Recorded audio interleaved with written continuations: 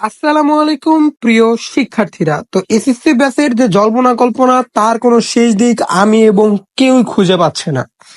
তার এসএসসি পরীক্ষার যে শিক্ষার্থীরা রয়েছে তাদের কাছে এখন নতুন একটি রহস্য মার্কশিট জমা। এই মার্কশিট জমার যে কতটুকু সত্যতা এবং এই মার্কশিট জমা দেওয়ার ফলে কি কি উপকারিতা এবং এই মার্কশিট যারা জমা দেয়নি তাদের কি করণীয়, সে সকল তথ্য আজ তোমাদের মধ্যে সম্পূর্ণভাবে ক্লিয়ার করে দিব। এবং তোমরা যদি সম্পূর্ণ ভিডিওটি দেখো বা বোঝো তাহলে তোমরা বুঝতে পারবা যে এইখানে কতটুকু সত্যতা রয়েছে এবং কতটুকু এটার উপর বিচার করে রেজাল্ট পরিবর্তন হবে কি হবে না। তো দেখা যাচ্ছে মার্কশিট এবং কোডে রিট এছাড়া অনেক ধরনের তথ্য আমাদের সামনে তুলে আসছে। এ নিয়ে অনেকগুলো তথ্য অনেক ইউটিউবাররা এরকম তথ্য দিয়ে রাখছে যে তারা রিড করেছে, তারা মার্কশিট জমা নিচ্ছে। তো এর সত্যটা কতটুকু তোমাদের সকলকেই জানানো উচিত। তো আজকের ভিডিওটা তোমরা খুবই গুরুত্বপূর্ণ, তোমরা যদি ভিডিওটা সম্পূর্ণভাবে দেখো তো আজ এরপর থেকে তোমাদের আর এই বিষয়ে কোনো ভিডিও দেখতে হবে না। এইটা আমি এই ভিডিওতে সম্পূর্ণভাবে ক্লিয়ার করব। তো তোমরা সকলেই মনোযোগ দিয়ে ভিডিওটি শোনো। তো এসএসসি ব্যাচ 2024 ব্যাচের আমার প্রিয় শিক্ষার্থীরা, এখন হয়তো বা যারা পাশ করে গেছে তারা ভার্সিটির জন্য এগিয়ে গেছে, তারা ভার্সিটি পরীক্ষা দিবে, ভার্সিটির জন্য আবেদন করবে। কিন্তু যারা এখানে রেজাল্ট খারাপ হয়েছে, যারা 1 বা 2 সাবজেক্টে ফেল করছে, তাদের এখনো কিছু কিছু ইউটিউবারদের কারণে তারা এখনো বিভ্রান্তিতে রয়েছে এবং তারা যে তাদের সামনের বছরের যে প্রস্তুতি সেটা এখনো তারা নিচ্ছে না।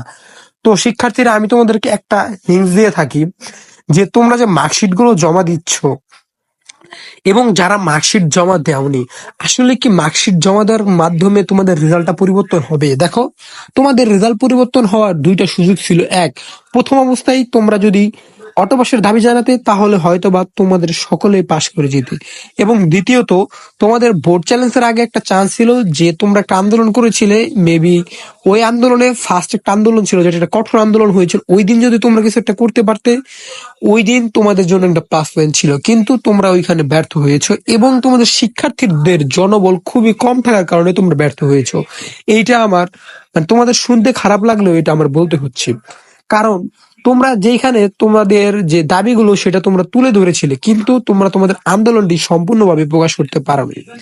তো এইখানে মার্কশিট জমার যে বিষয়টা, এই বিষয়টা আমি ক্লিয়ার করতে চাই যে তোমরা যে মার্কশিট জমা দাও, এখানে মার্কশিট জমা দেওয়ার একটা আবেদন চলছে যে তারা মার্কশিট জমা দিয়েছে, কোডে রিড করছে। আসলে এখানে কতটুকু কি হবে তা আসলে আমার সম্পূর্ণভাবে অজানা। কারণ যেখানে বোর্ড চ্যালেঞ্জ রেজাল্ট প্রকাশিত হয়ে গেছে, এখানে আবার রেজাল্ট চেঞ্জ হবে, এটা আসলে চিন্তা করাও খুবই মানে কষ্টকর। কিভাবে এটা চিন্তা করা যায় যে রেজাল্ট পরিবর্তন হবে? তো আমি তোমাদেরকে একটা কথা বলবো, তোমরা এখানে মার্কশিট জমা দেওয়া বা এইটা নিয়ে বেশি একটা যে জমা দিইনি কি হবে না হবে এটা নিয়ে তোমরা কোনো প্যারা নিও না। মার্কশিট যারা জমা দিয়েছে, কি কারণে জমা দিয়েছে সেটা হলো তাদের যে রেজাল্ট, যদি মার্কশিট নাম্বার কিছু ভুল থাকে, কিন্তু যারা ফেল করছো, ফেল থেকে পাস আসবে এরকম কোনো কিছু হবে না বললেই চলা যায়। কারণ এরকম কিভাবে হবে? কারণ এখানে তো আর রেজাল্ট পরিবর্তন হওয়ার কোনো সুযোগ নেই।